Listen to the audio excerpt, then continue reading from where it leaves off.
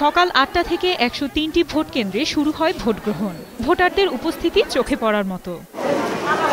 ব্যাপক উৎসাহ উদ্দীপনার মধ্য দিয়ে ভোট দিচ্ছেন ভোটাররা। মানুষ আসবে, ভোট দিবে, সুস্থভাবে ভোট হবে শরীফপুরের ইনশাআল্লাহ। সুন্দরভাবে ভোট নির্বাচন হইতেছে, সুষ্ঠু মতন হইতেছে, ভোট খুব ভালো হইতেছে। অনেকদিন পরে ভোট দিতে পারছি, ভালো লাগছে এটা। আওয়ামী লীগের মেয়র প্রার্থী আঞ্জুমান সুলতানা সীমা ভোট দেন মডার্ন স্কুল কেন্দ্রে।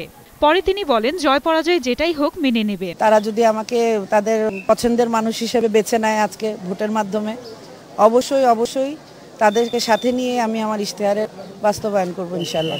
আর বিএনপির মেয়র প্রার্থী মনিরুল হক সাক্কু ভোট দেন হুচ্চামিয়া উচ্চ বিদ্যালয় কেন্দ্রে। তিনি অভিযোগ করেন, একটি কেন্দ্র থেকে তার এজেন্টদের বের করে দেওয়া হয়েছে।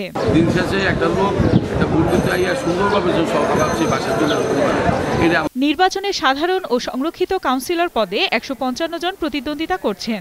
ভোটার ২,০৭,৫৫৬ জন। এদের মধ্যে ১,০৫,১১৯ জন নারী। আফসানা নীলা, ২১শে টেলিভিশন।